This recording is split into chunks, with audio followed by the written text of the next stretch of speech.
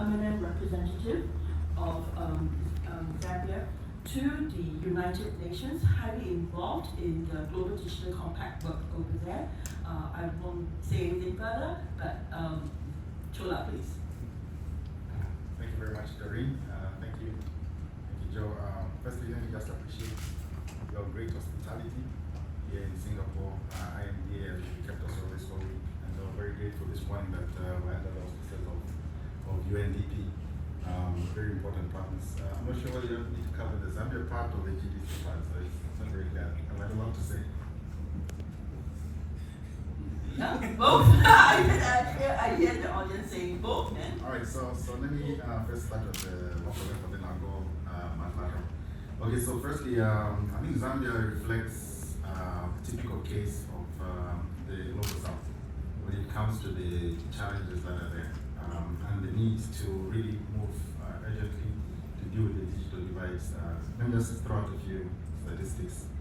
According to Zambia digital status report that was done in 2022, the following are the findings, quite glaring. The digital divide is estimated at 47%, meaning that more than half the population does not have access to the internet. Of that amount, we have 56% of the rural do not have access to internet. And I think this is what Joe was talking about, the rural component of it all. The gender divides, 34% of the population do not have access to internet. And then also now when you look at the issue of broader preparedness, it's estimated at 54%. And then when you talk about digital skills, only 34%. And also another figure here is that only 1% of the population actually is connected to a PC. So a lot of the connectivity is happening through mobile phones and other devices. So that's really a picture of a typical underdeveloped country. And at this pace, when you compare with how other countries are moving, clearly you can see that there's going to be some form of impact if we don't close the divide fast enough.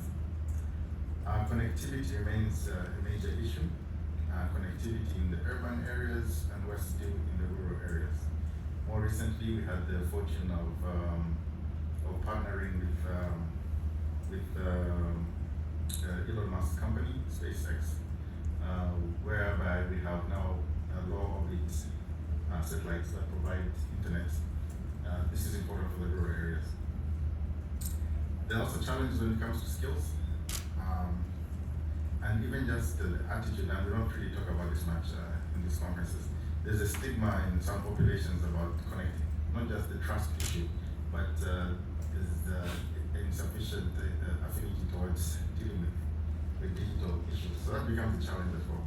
But the question that arises is that how do you incentivize populations to overcome such constraints? And we've seen that the use of mobile money is one way whereby populations are forced to get into develop their digital skills in order for them to engage in transactions. So that's one route which is driving the connectivity issue. What is the government doing about it? We have a digital strategy that we have rolled out, including covering issues of skills. We have so far undertaken to retrain 3,500 teachers so that the education system, at least there's upskilling that's taking place there. Also, with the support of partners like Microsoft, we're seeking to connect all schools to the internet. Also with other partners, we see that like UNDP just in February, we launched the Innovation Hub on the copper belt. We produce most of our copper. And that's likely to help. But I think the gap remains large. For us, firstly, it's the issues of power. Electricity itself is a major issue. And then, of course, the issue of infrastructure. If you're a landlocked country, you need to have cable running all the way from maybe Kenya or Tanzania, one of these countries. Now we have the satellites, so that connectivity becomes an issue. Affordability now follows in its wake. You have the infrastructure there, but is it affordable? So that becomes another barrier which we really need to address. Let me quickly switch to the more global issues. The Compact recognizes that with these digital divides, we are likely to see a widening inequality within countries and among countries. The issue of connectivity sits at the very center of the Global Digital Compact and makes very strong recommendations around connecting the unconnected. It makes references also to rural connectivity. It recognizes the remoteness and the special needs of small island states. It also identifies the issues of inclusivity as a very important component, identifying that key groups need to be well represented in terms of access, in terms of training, whether it's women and girls, whether it's persons with disabilities, the youth, indigenous persons, and the various many groups that are there. And so in the Global Digital Compact, there are a couple of things that are quite explicit. In section 2, I mean, if you look at the structure of the document, we have the preamble, we have the objectives, we have the principles, then we have the commitments section, and that's the section I'm talking about. 5 objectives in the Global Digital Compact. The first one on connectivity, the second one on inclusiveness, the third one on human rights online, the fourth one deals with data governance, the fifth one deals with AI, very important components. And then the last section of the GDC covers the follow-up and review.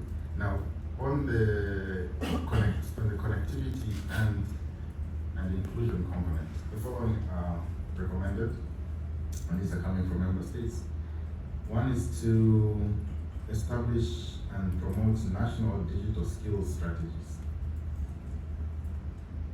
National digital skills strategies, and also strengthening the curricula at the education level.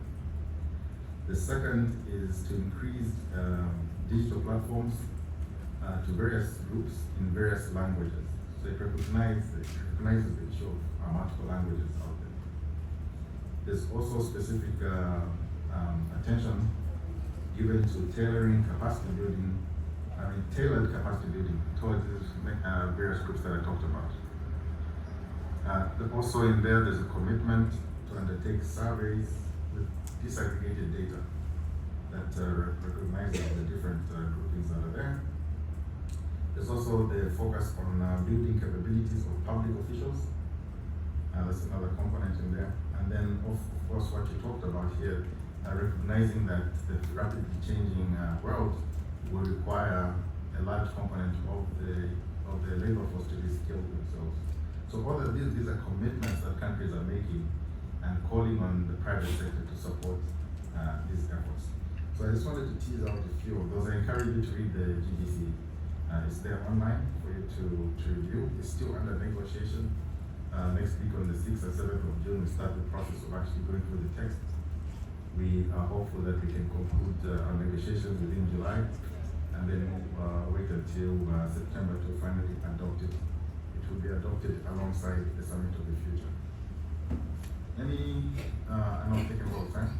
Let me just close by saying that, look, the issue of rapid technological change is here to stay, especially driven by AI. The question here is just how we approach it. We need to lean forward clearly. I do like to watch basketball. And in basketball, there's a very interesting statistic which determines whether a player is supposed to be in the basketball pitch or not, in the basketball court or not. And it's called the plus minus. You know, how many points are made when this player is on the court, and how much points are made when the players off the court, to give it, a sense of what the productivity or contribution of that one player is. And you can liken it to our racing development. In the standard, and I'm an economist, in the standard economic framework, you can actually determine what components drive the development, whether it's labor, how much you get from productivity, from technology, how much you get from machinery.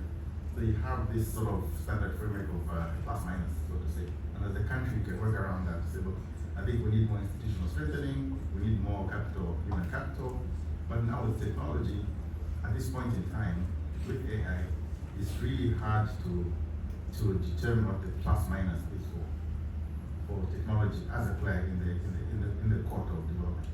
And I think we're getting to the point where we need to nail that down, because even if you look at the frameworks that are being put forward by the IMF, they are looking at digital as now a macro sensitive component in the design of IMF programs, meaning that if something is going to have a systemic effect on the global world, it's worth looking at very seriously.